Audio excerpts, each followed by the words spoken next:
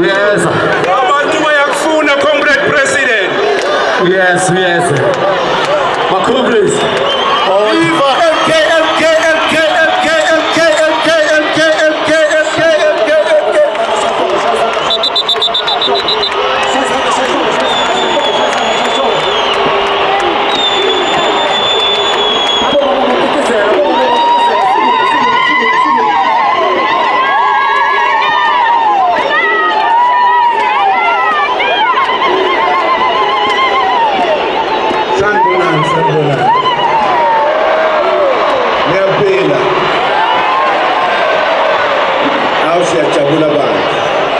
siyajabula umuntu nonke sijabula kakhulu ilanga elikhulu lelo kufanele sijabule kakhulu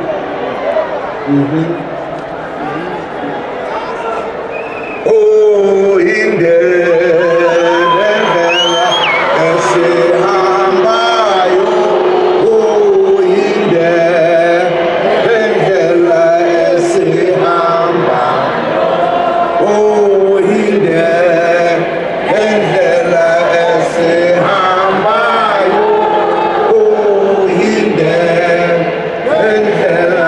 esihambayo washu Mandela ubalandeli bakhe wathi sohlangana nge-freedom washu Mandela ubalandeli bakhe wathi sohlangana nge-freedom oh indlela esihambayo oh indlela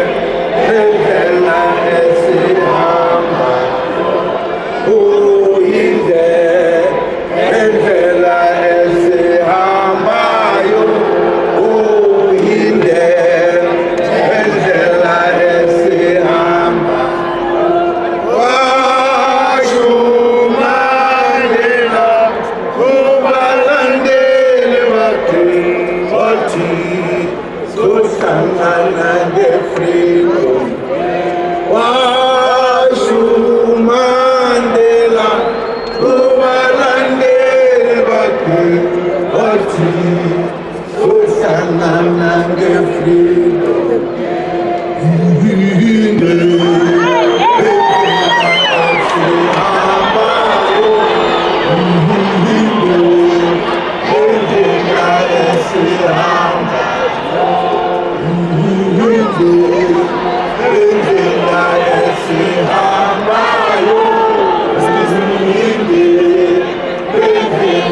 esihambayo washu Mandela ubalandeli bakhe wathi sohlangana nge-freedom washu Mandela ubalandeli bakhe wathi sohlangana nge-freedom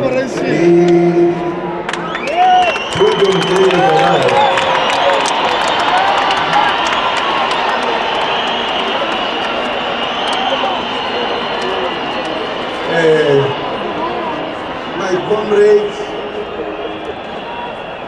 leadership kuzo zonke igaba sukela ku-national abakuma-province abakuma-regions nama-sub-regions nabaholi bama-branch uqobo nonke indlela ngobuningi benu bonda bezitha amakhosi akithi akhona la kanye nathi namhlanje kukhona namakhosi amakhulu okuyiwona aphethe amanye amakhosi ngiyanibingelela nonke bonda bezitha ngibingelele wonke amalungu umkhonto wesizwe akhona la aze ngenkani ngiyanibingelela nonke khaya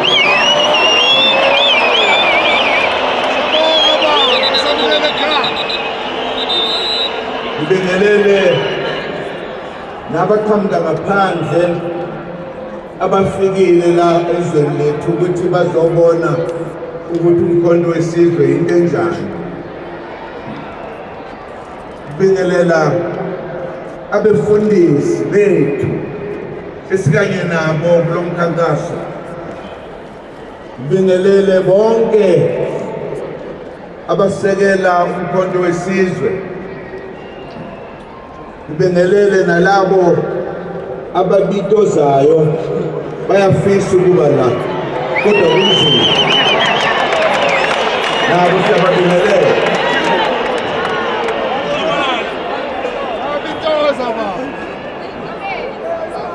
Bafowethu nodadewethu nabo bonke esikanye nabo namhlanje, ngiyakhumbula ukuthi insuku sezisondele insuku zokuvota kule nyanga ezayo elamanqamu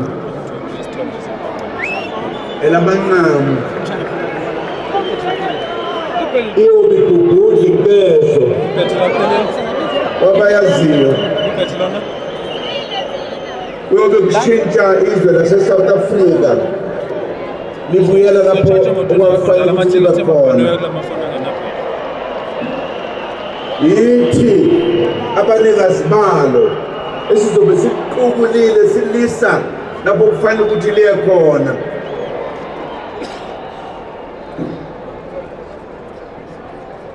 Ngikusho lokhu ngoba ngiyazi ukuthi ukusukela mhla ka-16 kuDisemba inkathi senza isimemezelo,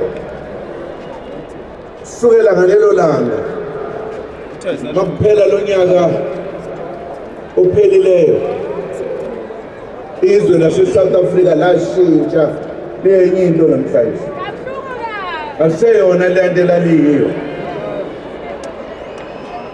Imbono yethu sonke iyahlangana kulokho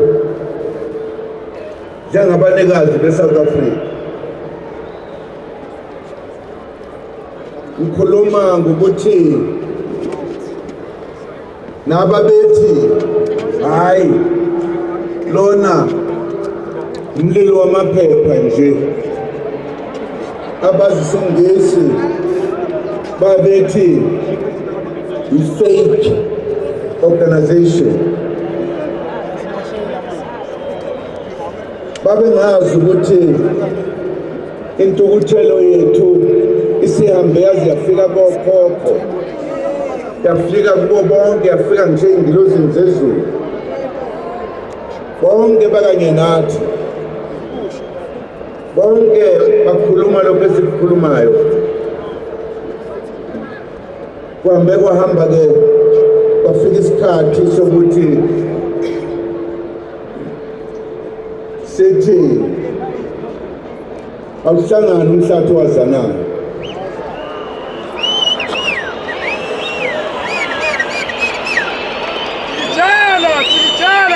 Angazi ukuthi ongeke abekhona kulo mhlangano uzobe ehlangene nobani yena, ngoba thina umhlathi wazanayo siyobe sihlangene. Elamanqamu kule nyanga ezayo yodela uMakhasana yena wazibona ingqubuzana.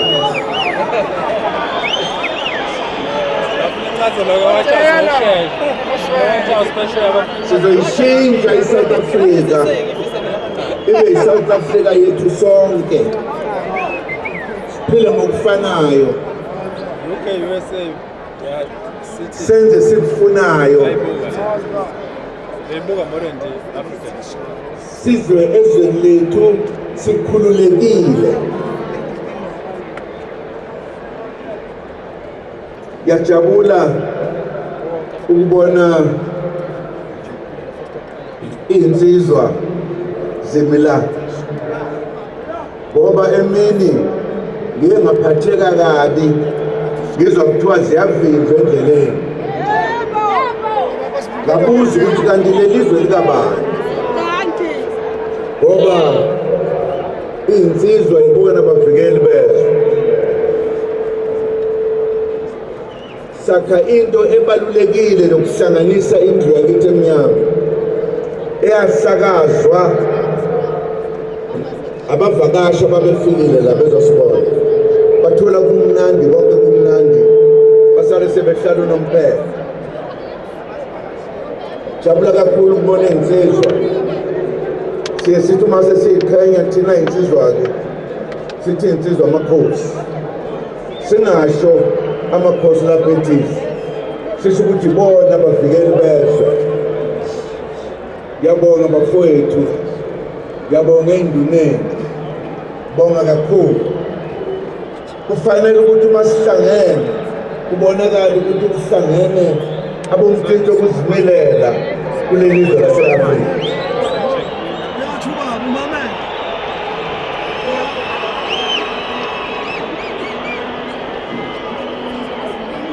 Ngiyofisa nje kancane ukuthi ngichaze ukuthi yini le ebangela ukuba size kule stadium sase-Orlando, ngoba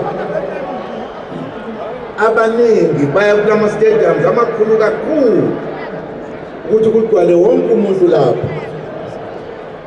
Kodwa uma usuthi uyabuka sekuphuma imiphumela, ngisho laba bebegcwalisile bawunamba ngemuva, hayi phambili. So ukugcwalisa istadium kubonisa ukuthi abantu baningi, kanti abanye bazele ukuzolijabulela nje, hayi ngoba bethi bazolokhuza. Nompoke sebeyangithinta njalo. Use-Orlando la. Isizathu esibangela ukuthi thina njengenhlangano umkhonto wesizwe ngeke sahamba siye kwezinye indawo, sizoza la e-Orlando ngesizathu ezibalulekile. Emva kwesikhathi eside silwela inkululeko singabantu abamnyama, kwahamba uhulumeni wobandlululo wabona ukuthi lo mbutho owakhiwa wokhokho uyahlupha ngoba ufuna inkululeko, futhi lenhlangano le okwakuthiwa u-ANC yakhiwa amakhosi kanye nabefundisi ney'fundiswa ezazizikhona ngaleso sikhathi ezazisaqondile ngqo, ngoba kuhamba zaningi, seyabanga uma ihamba indlela, abanye bawele ngaphandle, abanye bawele ngaphakathi. Lokho-ke kwenza ukuthi uhulumeni wobandlululo uthi uma sivumela amakhosi lawa abathi bona base bewehlulile abe kulo mbutho, kuzobonakala kubona ngoba bazokubuyisa izwe labo, ngoba bona ilwela izwe labo. Base bethatha isinqumo sokuthi ayikhishwe emthethweni i-ANC, ingabe isaba khona emthethweni.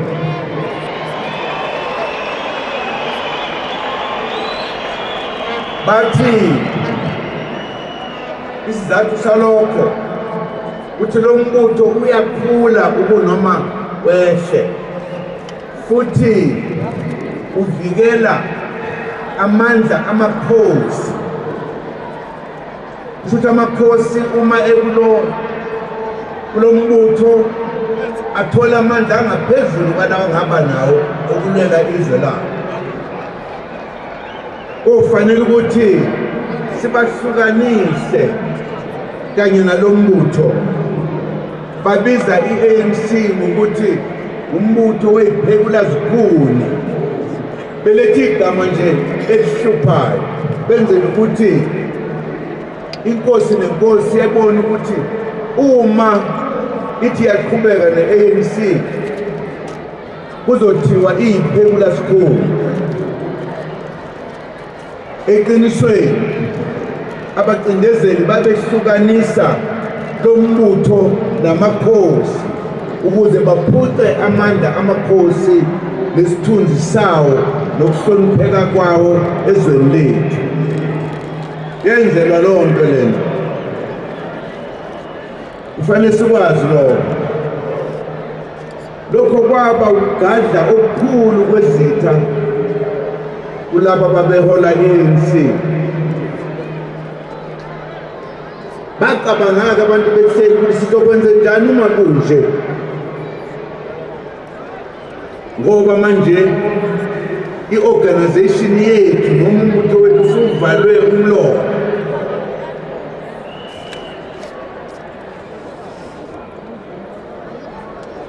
Thina-ke ngaleyo nkathi kwaku-1960 lo sasibasha sishisa bheka.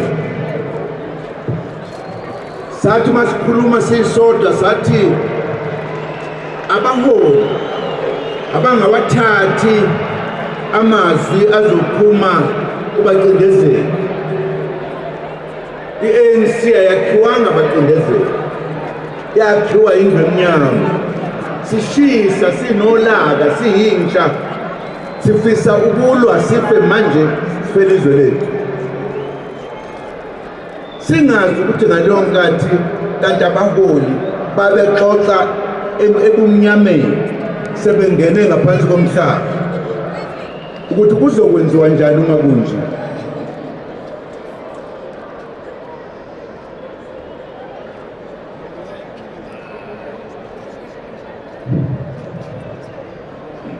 Thina-ke sasibasha ngixoxela indaba engingayibuzanga. Sasithukuthele sifa siyintsha yombutho wesizwe uKhongolose, sikwa nezinye inhlangano esasikuzona. Sasithukuthele siyintsha sasukuma saxoxa sihlangane sodwa ngaphandle kokujutshwa abaholi bethu. Sathi siyayiqala thina impi manje uma besaba belungu sekuphakathi no-1961. Lapha eThekwini sasishisa phela, sifuna ipolitiki, sithukuthele, sifuna inkululeko yethu. Manje sabona ukuthi asintshontshe, sithathe esethu isinqumo njengentsha yombutho. Sathi sizoqala impi eThekwini,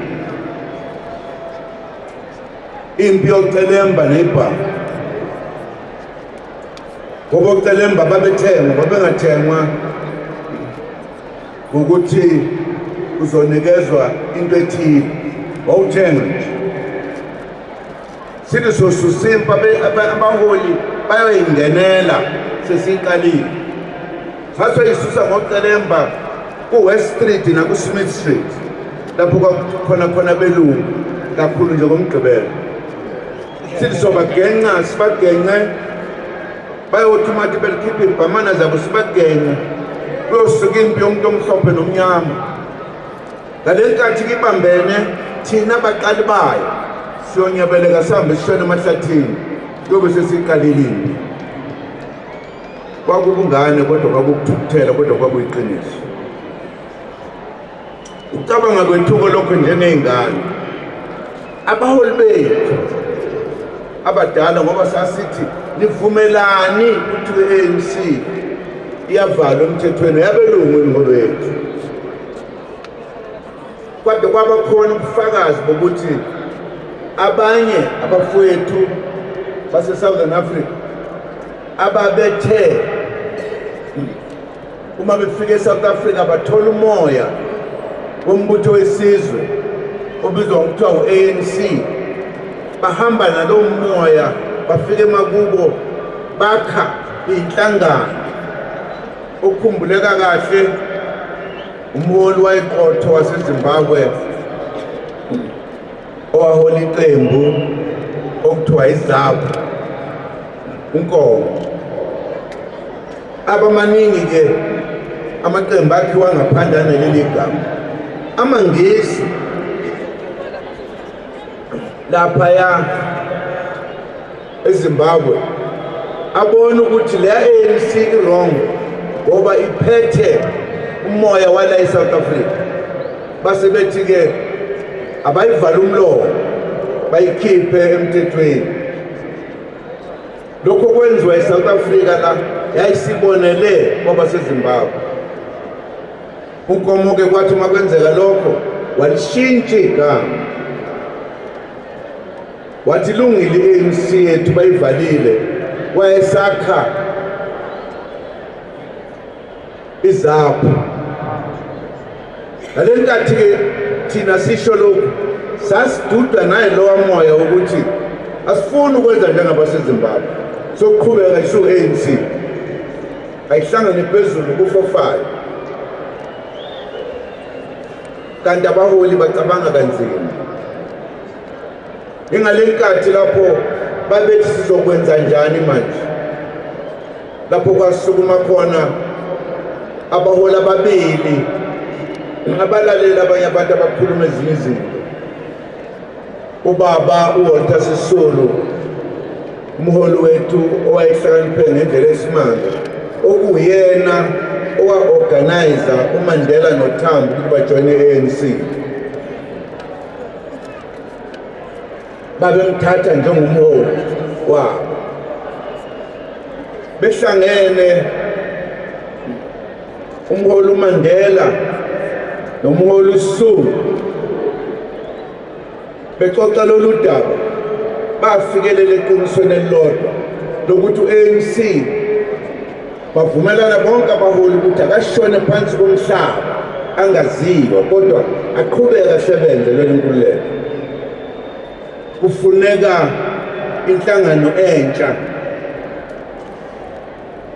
Bavumelana ukuthi inyathelo elizothathwa manje elokuthi kuliwe kuphume igazi ku-4-5. Bathi mase bexoxile bobabili sebevumelene. Base bethi ngoba babe ngamalungu esigungu esiphezulu i-NEC bazoya khona bayothula udaba lokuthi ayibambani aku-4-5. Bacela ukuthi umhlangano olandelayo banikezwe ithuba. Kwathi uTata uSisulu wena ke Diba ozolida le discussion kuba wayekwazi ukukhuluma. Nangempela wanikezwe ithuba wayibeka indaba. Bengazi abaholi abadala nababemkantshubomvu. Omunye wayemkantshubomvu kwezepolitiki lapha eAfrika naseSouth Africa ubaba umholi owaziwa kakhulu owayeyikommunist kodwa futhi eyilungu lesigungu saka-ANC wayebizwa kuthiwa Moses Kotane. Wathi mayelalele le nkulumo wacabanga ukuthi labafana bazobulalisa abantu. Yini labayenzayo? Kodwa ngemva kwalokho sebebuyile uthi uSisulu ubaba uMandela senze iphutha ngoba sikhulumanga nalenkulumalanga yepolitiki, sikhulume nayiqaleze, sisuke sayiphatha kancane. Hamba uyophuza itiye naye uyinike isikhathi ukhulume naye. Nangempela wakwenza lokho. Yathi masebexoxile wathi uKotane sekuzwe kahleke manje kule NEC meeting ezayo ulifaka udaba ngizobe sengingakwenza. Nangempela balifaka yaxoxwa kwaphikiswana isikhathi eside kodwa ekugcineni bavunyelwa ukuthi iqiniso leli. isikhathi sokuthi kuchitheke igazi sesifikile. Kubalulekile ukwazi lokhu ngoba ngesinye isikhathi uma umlando singawazi singenza amaphutha namhlanje ayenzeka kwabadala, mhlawumbe ngisho abadala bangawenzanga ngoba singazinikezanga ithuba lokucabanga kahle so. Kwathi ngemva kokuthi sekwenzekile lokho yayisithi-ke i-leadership ye-ANC ngeke kulunge ngoba kwakukhona iy'nhlangano ezahlukahlukene ezazakhiwe ngenxa yobandlululo eSouth Africa. Ngoba uma uyiNdiya noma umlungu noma ikhaladi ngalezo zikhathi wawungavunyelwe ukuba seduze nomuntu omnyama. Umthetho wawuthi i-ANC abantu abamnyama bengavunyelwa ukujoyina labe ngikhulume ngabo.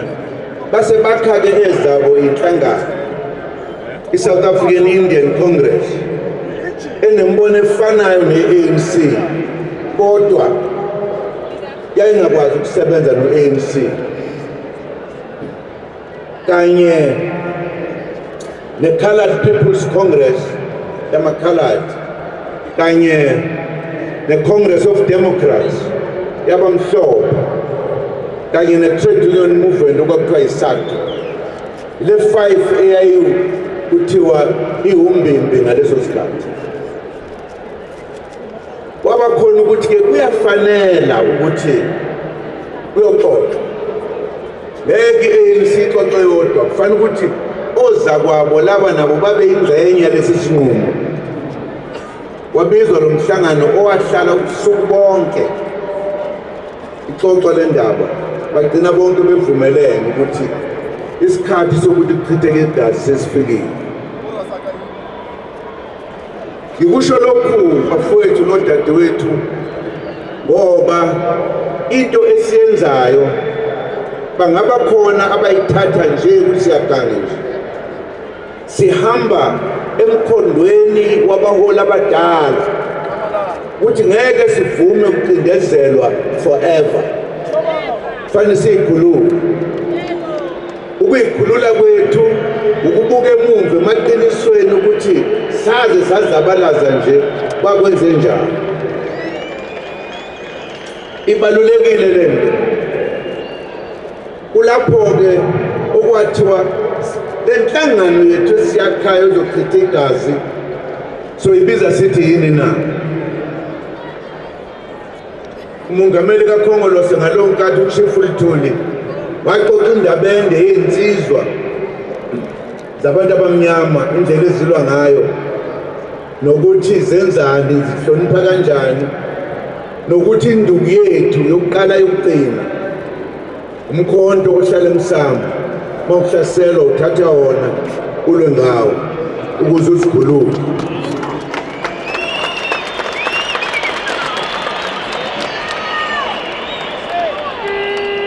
Wathi mayiqeda ukukhuluma kanjalo yonke indlu, wonke lamaqembu engikhulume ngawo athi elethu.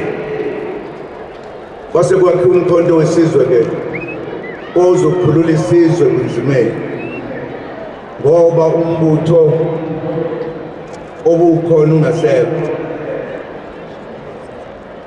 Yilo mbutho-ke umkhonto wesizwe owenza into engajwayelekile eSouth Africa. Kwathi abantu abamnyama babengavunyelwa ukuphatha ibhanga. Okwakuthiwe nje ngisho uphatha isagila masesikhulu, amaphoyisa okwakufanele ukuthi abone ukuthi siyangena emloyineni na. Uma singangeni siyingozi wawuboshwa ngoba sasiphucwa yonke into.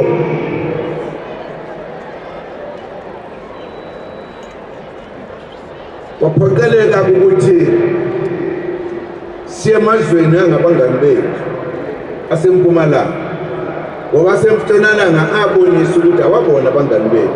Eqinisweni umongameli uTambo nenkathi ethunywe ukuyokhuluma nabo bathi ngeke bona baqeqeshe abantu abamnyama, ngoba labantu base-South Africa ihlobo zabo, abangani babo abakwazi ukuthilena thina siyobulala abangani babo.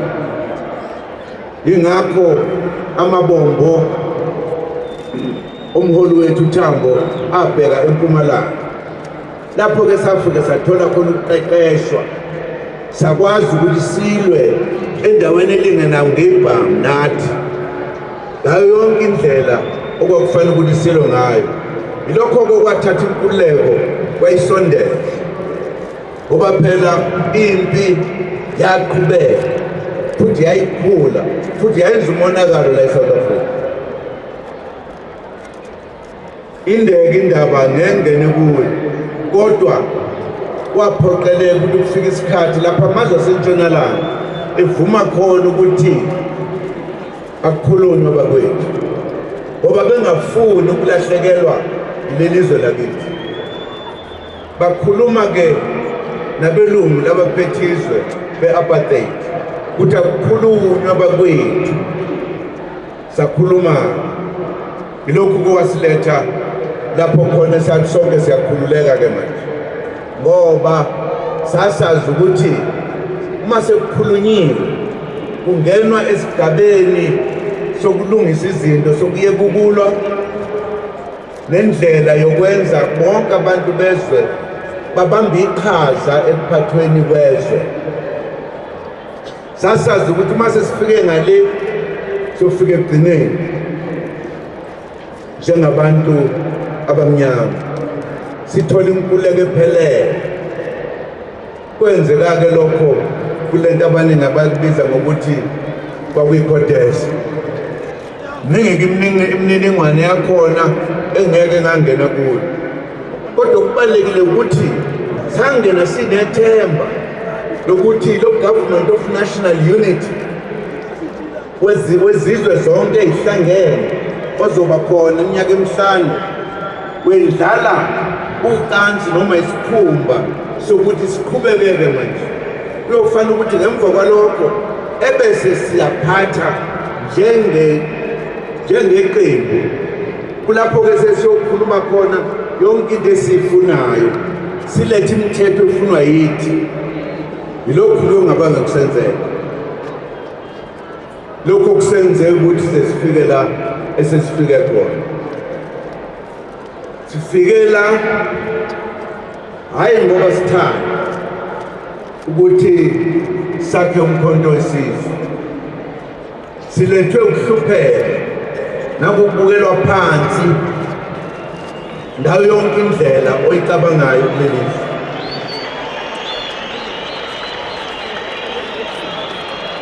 Uma sikhuluma ngokuthi abantu abaqasheli bathi-ke phecelezi kuthiwa yini konje, kuthiwa yi-unwhat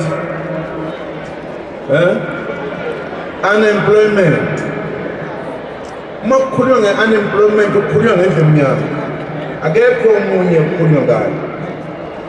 Uma kukhulunywa ngabantu abahlala emkhukhwini yithi, akekho olunye uhlobo ohlala emkhukhwini. Uma sikhuluma ngomuntu ohlala noma yimaphi lapho kuthiwa kusemakhaya khona, uyaphoqeleka ukuthi uma ufuna umsebenzi ahamba aye kude. Ungasuka kwelakini eNkandla noma kumaphi uye eGoli, ufike uhola imali encane bese kufanele uzondla ulapha eGoli, uphinde futhi uondle nabantwana lapha eGoli, ngoba uma usuhleli lapha wazi ukuhlala wena. Ebese futhi uphinde uyokondla ekhaya. Umuntu omnyama kuphela onjalo, akekho umuntu. Bonke zonke ezinye inhlanga zihlala ndawonye zonke. Awukho umuzi ohlala wodwa njengeyethu, lapho hamba khona ingane yakho izikhohlwe ukuthi uma ungene icabanga ukuthi uyinunu ngoba ikwazi. ibaleke iqashe ngomama ithi mama nunu ngoba ijwayela ikwazi yaqala ukubona umama unomsebenzi ukuthi ajwayeze le ngane ukuthi ubaba lo ingane lokhu imbheke ethi ngoba kusho umama kodwa ibhekele nunu athi ubaba yithi lapho kodwa emhlophe umuntu uthi engena nje emnyango ibishaya isingisi daddy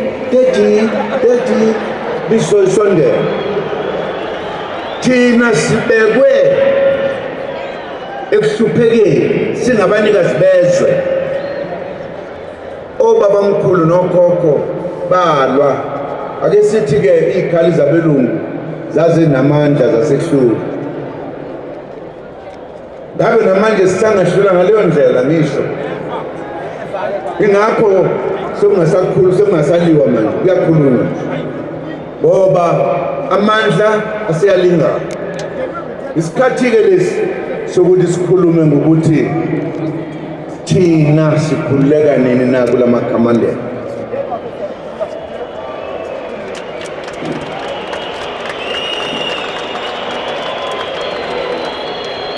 uma ulalele kuthiwa bayaphela abantu babulawa izigebengu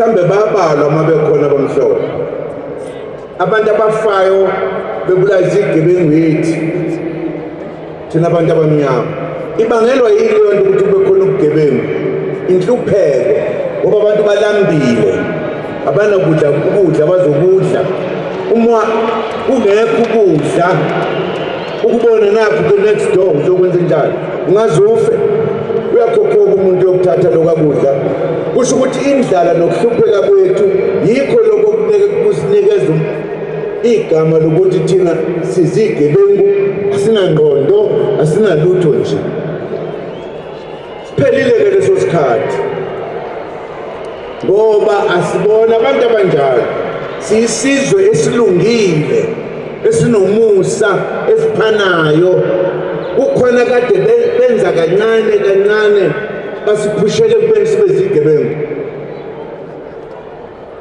basiyekisa amasiko ethu bathi uma wenza amasiko akho uyosha esihogweni indoda emnyama ephethe umfologo ende egovuza abantu lapho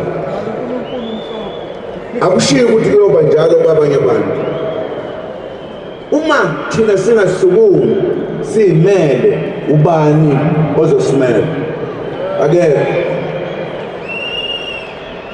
uningi-ke esesikhulume ngakho ngoba kudala sikhuluma ngifuna sazi ukuthi sifuna manje ukubuyela endaweni yethu njengabanikazi bezwe abahlobo bethu abafika kuthiwa yini konje uma uzocela indawo ukuhlala amasela angizwa le yakho uthi amasetha ngesizulu kanti kuthiwa yini amasela ifika nemthwalo nakhona uyazi umehluko uyawuza umehluko baba ngoba ngiyazi leyo usho ukuthi ofika nomthwalo bakukhipha endlini bangene nomthwalo wabendlini benze yonke into sifuna iphele lento ngesihle sirecognize ukuthi singabanikazi bezwe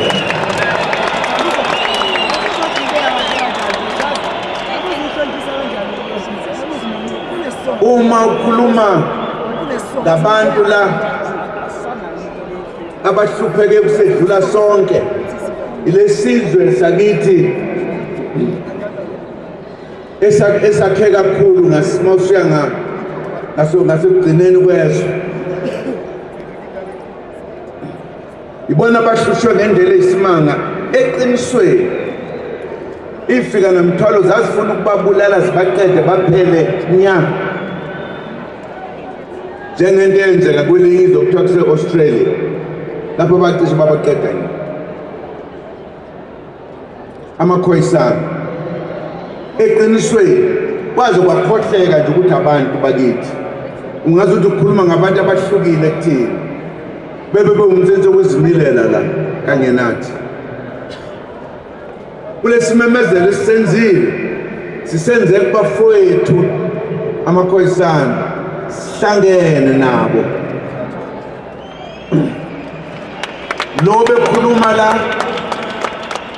lo bekhuluma la inkosi yamakhoyisana sesibuye emhlanganweni eminingi naye sixoxa usizi lomuntu omnyama saze sahlangana nabaholi bamakhoyisana bonke savumelana ukuthi sizobamba ngasandla sinye kule game. Inkosi le Ndabezitha ukhuluma na wonke